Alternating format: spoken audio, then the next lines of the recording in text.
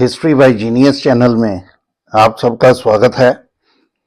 हमारा आज का टॉपिक रहेगा अलाउद्दीन खिलजी की विजय, कॉन्क्वेस्ट ऑफ अलाउद्दीन खिलजी।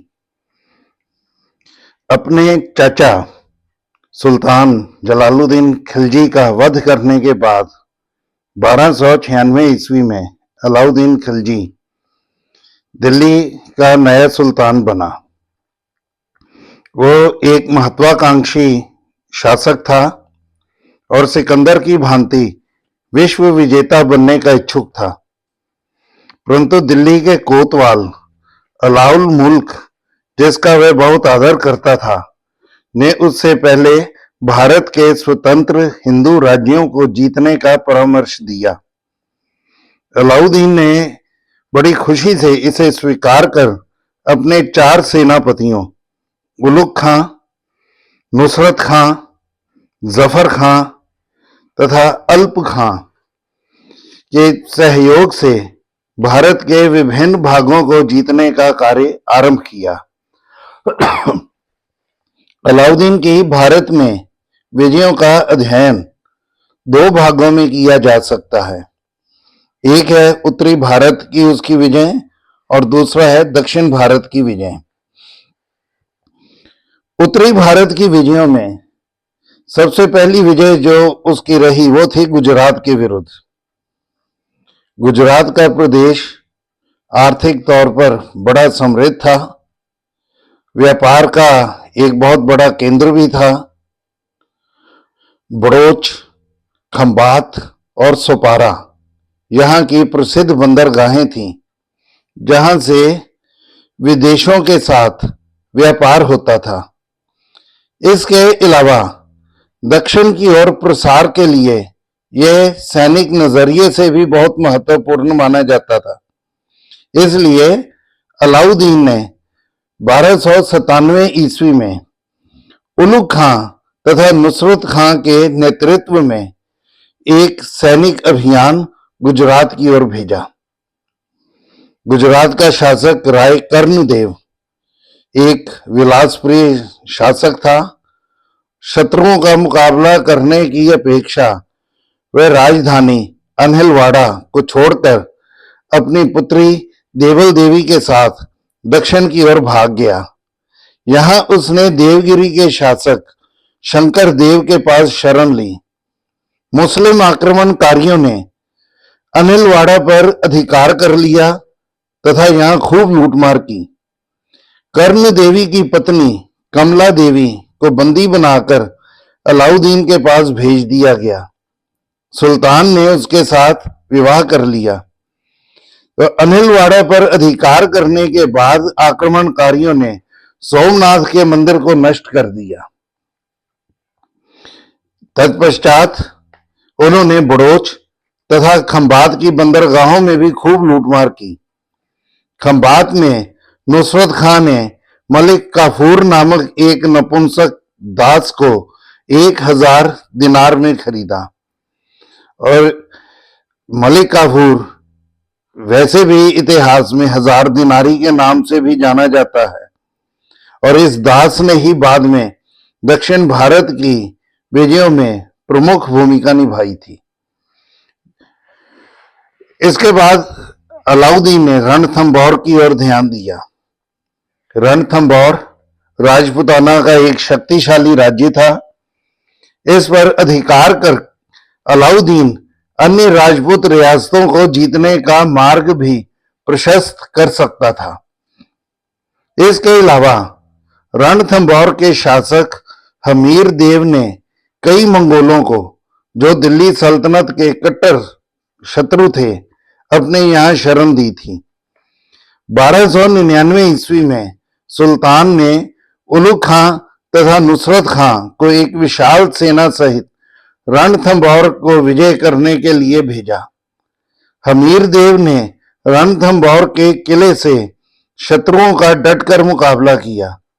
नुसरत खां लड़ता हुआ मारा गया, जबकि उलुग खां भी बुरी तरह पराजित होकर वापस भाग गया।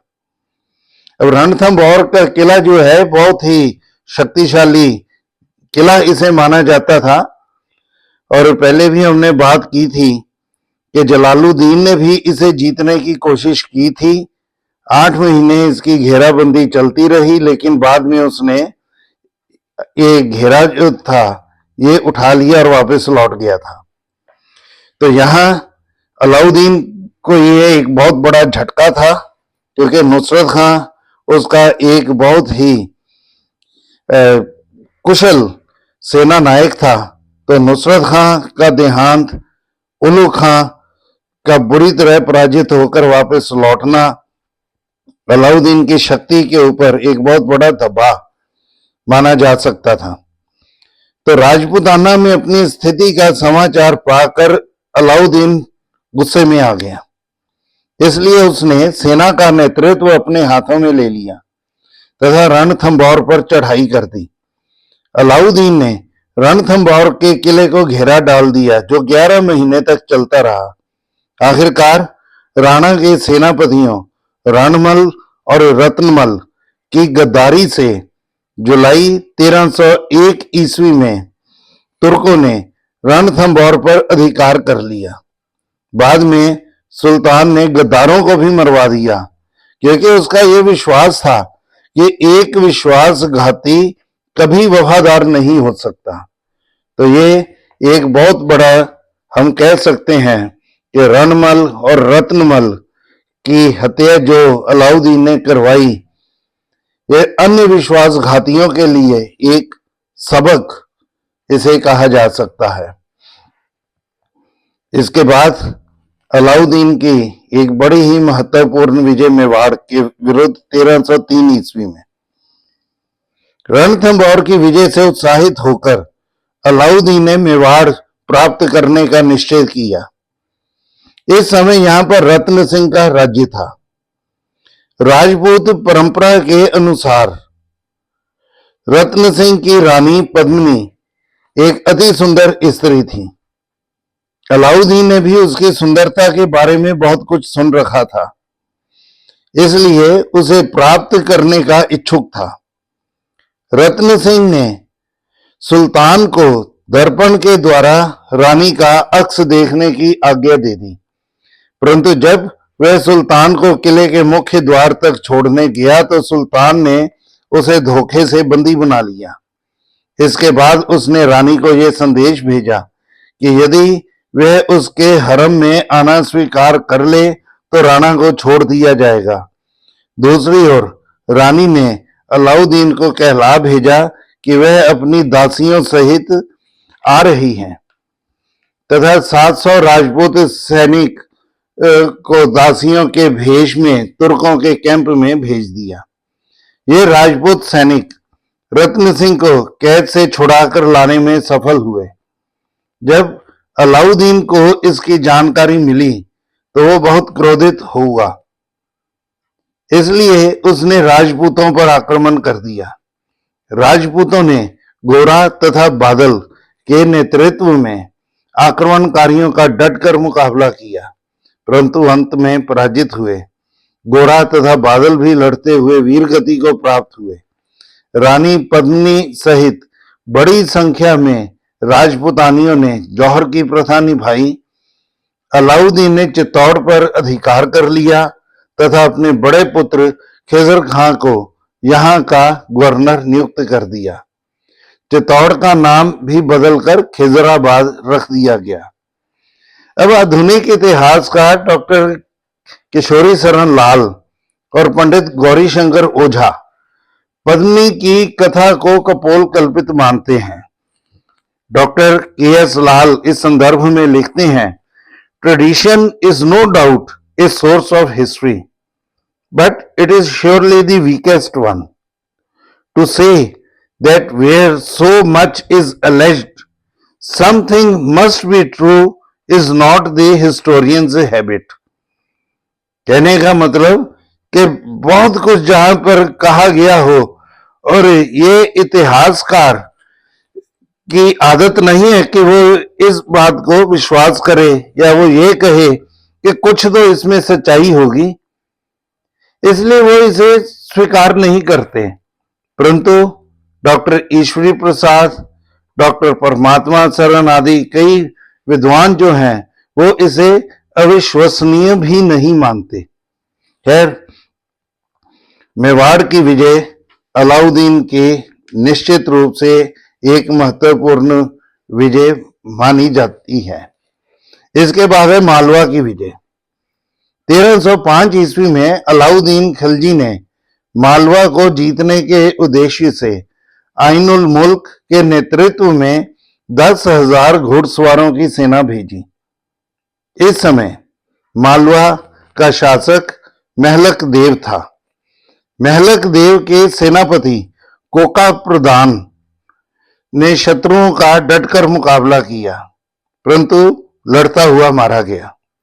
जब महलक देव को कोका प्रधान की मृत्यु का समाचार मिला तो वह अपने पुत्र के साथ भाग गया तथा मांडू के दुर्ग में उसने शरण ली। शत्रुओं ने मांडू पर भी चढ़ाई कर दी। एक लड़ाई के दौरान महलक देव तथा उसका पुत्र मारे गए। तो मांडू को जीतने के बाद मुस्लिम सेना ने शीघ्र ही उज्जैन, धार तथा चंदेरी पर भी अधिकार कर लिया। इनके अलावा अलाउद्दीन खिलजी ने 1305 ईस्वी तक लगभग सारे उत्तरी भारत पर वो अधिकार कर चुका था और प्रत्येक विजय से अपनी साम्राज्यवादी नीति को नवीन प्रेरणा देता गया। 1308 ईस्वी में उसने सिवाना पर भी अधिकार कर लिया। इसी वर्ष मारवाड़ भी दिल्ली सल्तनत का अंग बन गया। 1310 ईस्वी में अलाउद्दीन ने कमालुद्दीन के नेतृत्व में कुछ सेना जालौर को जीतने के लिए भेजी। जालौर का शासक कन्हर देव पराजित हुआ। बाद में उसे अनेक संबंधियों सहित मौत के घाट उतार दिया गया तथा इस राज्य को भी दिल्ली सल्तनत में शामिल कर लिया गया। तो ये थी उत्तरी भारत की उसकी विजय। तो एक सीमित प्रदेश को अलाउद्दीन खिलजी ने अपनी विजयों के द्वारा काफी विस्तृत कर लिया। अब बात करेंगे हम दक्षिण भारत की विजयों की। उत्तरी भारत में अपनी स्थिति को संगठित करने के बाद अलाउद्दीन ने दक्षिण को जीतने की योजना बनाई। वह पहला मुस्लिम शासक था जिसने भारत के दक्षिणी प्रदेशों को जीता। भारत के इस भाग की विजय का उत्तरदायित्व सुल्तान ने अपने योग्य सेनापति मलिक काफूर को सौंपा। तो दक्षिण भारत की उसकी विजयों में सबसे पहली विजय रही देवगिरी की 1306 ईस्वी में।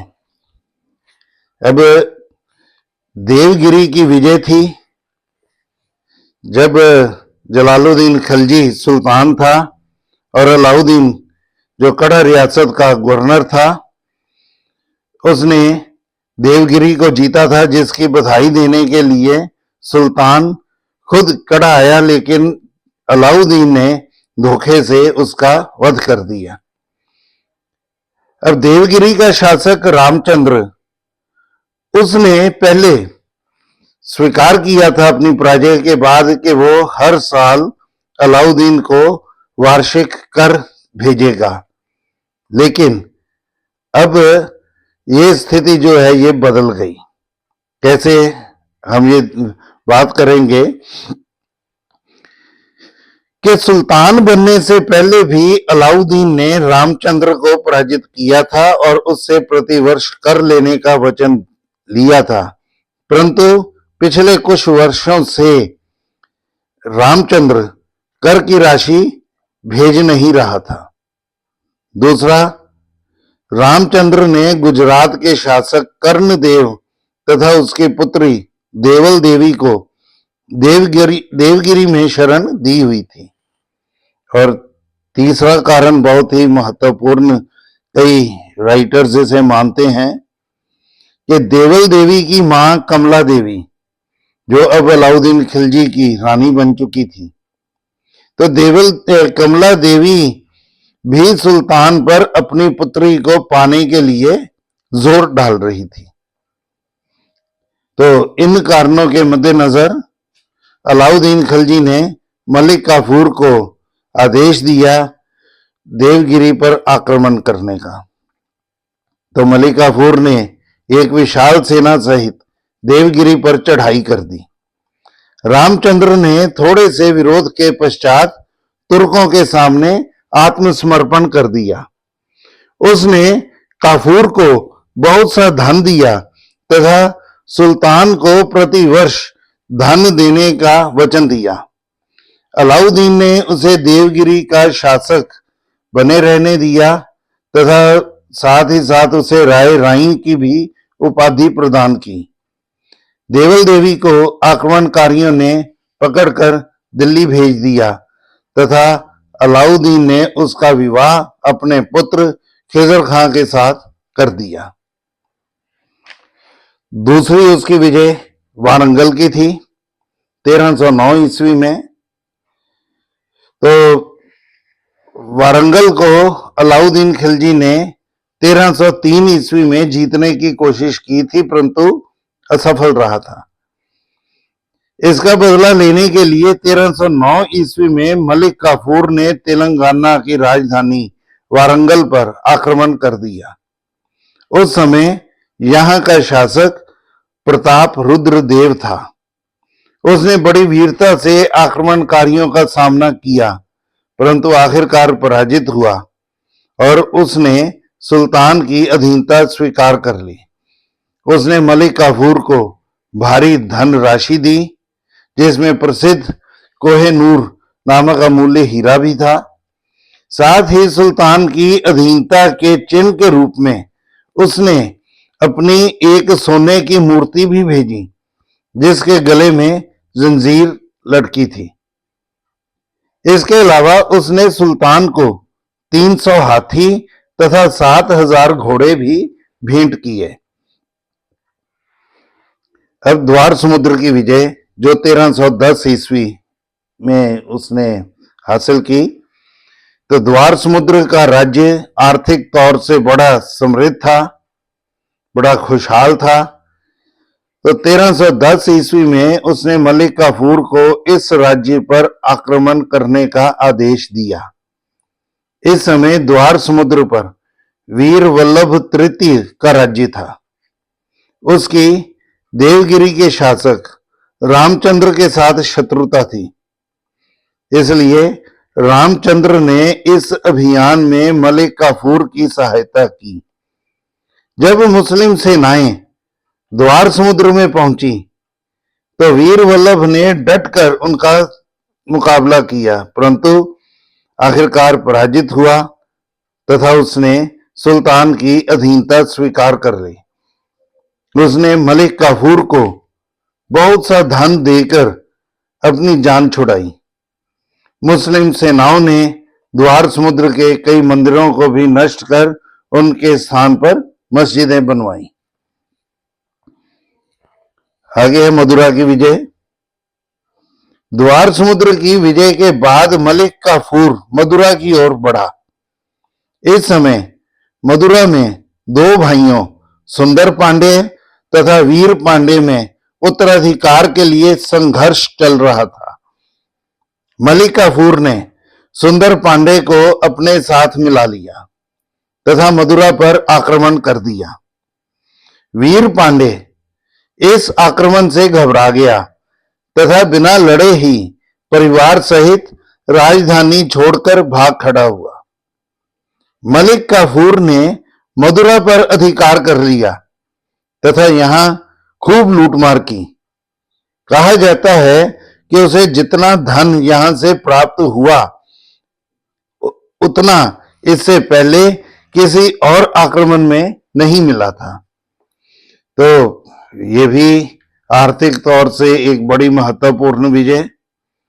और इसके बाद देवगिरी पर अधिकार हुआ। यूं कि 1312 ईस्वी में देवगिरी के शासक रामचंद्र का देहांत हो गया और उसके उत्तराधिकारी उसके पुत्र शंकर देव ने अलाउद्दीन की अधीनता मानने से इनकार कर दिया तथा अपनी स्वतंत्रता की घोषणा कर दी।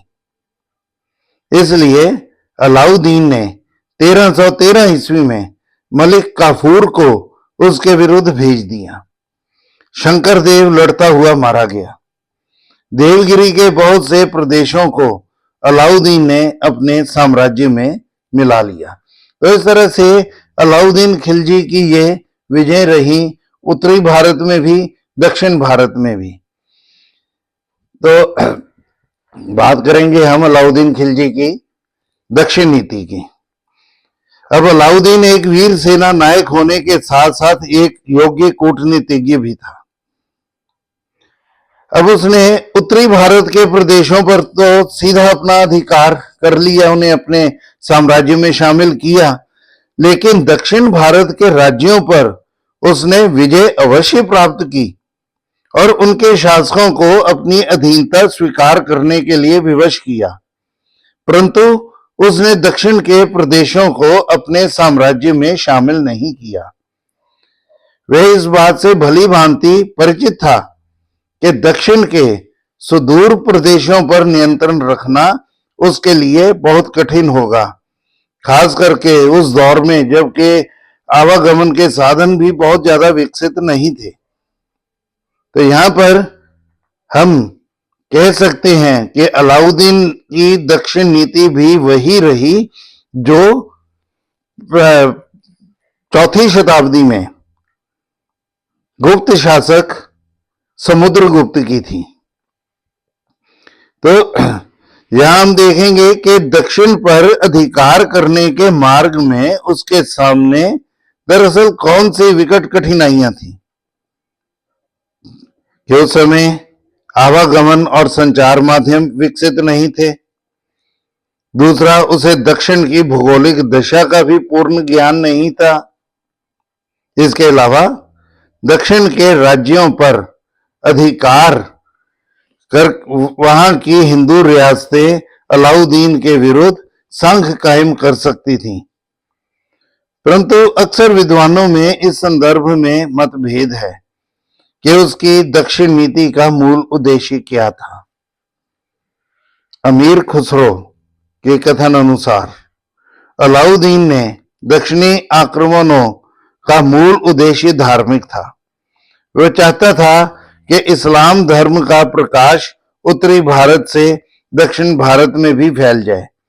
इसी कारण उसके सेनापति मलिक काफूर ने दक्षिण में अनेक मंदिरों को नष्ट कर वहां मस्जिदों का निर्माण करवाया। परंतु यह विचार उचित प्रतीत नहीं होता। दक्षिण के हिंदुओं को मुसलमान बनाने के लिए कोई विशेष प्रयास किए ही नहीं गए थे। कई मंदिरों को अवश्य गिराया गया, परंतु ऐसा करने में मलिक काफूर का उद्देश्य वहां से धन दौलत प्राप्त करना था, न कि मूर्ति पूजा को नष्ट करना। कई स्थानों पर मस्जिदों का निर्माण भी विजयों की समृद्धि में किया गया, इस्लाम का प्रचार करने के लिए नहीं। प्राय इतिहासकारों का मत है कि अलाउद्दीन के दक्षिण अभियानों का वास्तविक उद्देश्य आर्थिक था। वह दक्षिण से अपार धन दौलत को प्राप्त करना चाहता था क्योंकि उसे साम्राज्य को दृढ़ करने के लिए धन की बहुत आवश्यकता थी। उसने स्वयं जलालुद्दीन के शासन काल में देवगिरी से बहुत सा धन लूटा था, जो उसके लिए सिंहासन प्राप्त करने में उपयोगी सिद्ध हुआ। सुल्तान बनने के बाद भी अलाउद्दीन दक्षिण को सोना देने वाली मुर्गी के समान प्रयुक्त करना चाहता था। इसलिए उसे मलिक काफूर को दक्षिण राज्यों से सोना, चांदी, हीरे जवाहरात तथा हाथी आदि प्राप्त करने के उद्देश्य से बार बार वहां आक्रमण करने की आज्ञा दी। प्रत्येक अभियान के पश्चात काफूर अपार धन दौलत सहित राजधानी को लौटा। इसलिए डॉक्टर के एस लाल ने लिखा है कि वास्तव बात यह है कि काफूर के दक्षिण के आक्रमणों के वही उद्देश्य थे जो उत्तर के आक्रमणों में महमूद गजनवी के थे। डॉक्टर ह्यूएन डे इस विचार से सहमत नहीं। उनका कहना है कि अलाउद्दीन की सोची समझी नीति दक्षिण के राज्यों को पूर्ण रूप से अधीन करने तथा उनसे वार्षिक कर राशि प्राप्त करने की थी। यह निश्चित रूप से कहा जा सकता है कि उसकी दक्षिण नीति का एक मुख्य उद्देश्य प्रदेशों का विस्तार करना था। वो लिखते हैं, Alauddin was following a calculated policy, point देखिए कि calculated policy of reducing the kingdoms of the Deccan and the south as tributary states which would accept his sovereignty, pay annual tribute, and act in all manners as his subordinates. अब हम देखेंगे कि दक्षिण में अलाउद्दीन खिलजी की सफलता के कारण क्या रहे। तो अपने दक्षिण भारतीय अभियानों में अलाउद्दीन खिलजी को महान सफलता प्राप्त हुई। इसके बहुत से कारण थे। सबसे बड़ा कारण यह था कि दक्षिण भारतीय रियासतों में राजनीतिक एकता का अभाव था। इनके शासक आपसी संघर्षों में ही उलझे हुए थे और राष्ट्रीय संकट के समय भी इकट्ठे होने को तैयार नहीं थे। देवगिरी के शासक रामचंद्र ने काफूर को वारंगल और द्वार समुद्र के शासकों के विरुद्ध बढ़ चढ़कर सहायता दी। इसी प्रकार वारंगल और द्वार समुद्र के शासकों ने मलिक काफूर को पांड्य राज्य के विरुद्ध अपना समर्थन दिया। दूसरा है superior military organisation of Alauddin. ये अलाउद्दीन का सैनिक संगठन दक्षिण के शासकों की अपेक्षा कहीं उत्तम था। यहां यह भी ध्यान देने योग्य है कि जिस समय खलजी सुल्तान ने दक्षिण में अभियान भेजे, वह अपने सैनिक संगठन में बहुत से सुधार ला चुका था। विदेशी यात्री मार्को पोलो का कथन है कि दक्षिण के सैनिक छूत भाव से ग्रस्त थे, अतः वे लड़ने की अपेक्षा स्नान करने की ज्यादा चिंता करते थे। वो लिखते हैं, they were more particular about their regular baths and untouchability than about fighting. It is obvious that such people could not fight against the armies from the north। तो तुर्कों का मुकाबला करने में ऐसे सैनिक सक्षम नहीं थे। तीसरा, मलिक काफूर की कैपेबिलिटी कि दक्षिण भारत में अलाउद्दीन की सफलता का श्रेय मुख्य रूप से उसके सेनापति मलिक काफूर को जाता है, क्योंकि देखिए वही इस सारे अभियान का नेतृत्व कर रहा था और उसे कहीं भी पराजय का सामना नहीं करना पड़ा। तो ये इस बात को ये स्पष्ट करता है कि वो कितना योग्य था। चौथा है occupation of the northern states, कि जिस समय अलाउद्दीन ने दक्षिण भारत की ओर अभियान भेजने शुरू किए, तब तक उसने समस्त उत्तरी भारत पर अधिकार कर अपनी स्थिति को सुदृढ़ कर लिया था। इसलिए वह उत्तरी भारत में अपने सभी स्रोतों का दक्षिण की विजय के लिए प्रयोग कर सका।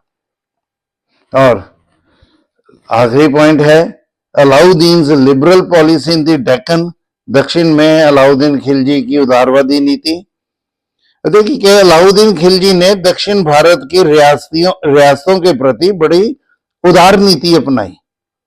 वो जानता था कि उस समय जब आवागमन के साधन और संचार माध्यम भी विकसित नहीं थे, दिल्ली से दूर दक्षिण पर राज्य कर पाना काफी कठिन था। इसी कारण उसने रामचंद्र को पराजित करने के बाद भी उसे देवगिरी का राज्य लौटा दिया। रामचंद्र के प्रति खिलजी सुल्तान के उदार रवैये ने दक्षिण के अन्य शासकों को भी उसकी अधीनता मानने के लिए प्रेरित किया। दूसरी ओर अलाउद्दीन उनसे अधीनता स्वीकार करवाकर एवं ज्यादा से ज्यादा संपदा प्राप्त कर संतुष्ट रहा। Doctor KS. लाल की ये स्टेटमेंट है कि when all the wealth could possibly be attained in the Deccan was captured, there was no use annexing the kingdom and inviting fresh troubles for the Sultanate of Delhi. कि जब दक्षिण से उसे बेपनाह दौलत हासिल हो रही थी तो वो दक्षिण के राज्यों को जीत कर उन पर अधिकार स्थापित कर दिल्ली सल्तनत के लिए नई समस्याएं खड़ी करना नहीं चाहता था। तो ये था हमारा टॉपिक अलाउद्दीन खिलजी की सैनिक सफलताओं का। आपको ये टॉपिक अच्छा लगा होगा तो सब्सक्राइब करिए, जिन्होंने अभी सब्सक्राइब नहीं किया, लाइक करिए, अपने सर्कल में से शेयर भी करिए और कमेंट बॉक्स में जाकर इसे आप कमेंट भी करिए। तो बहुत बहुत धन्यवाद।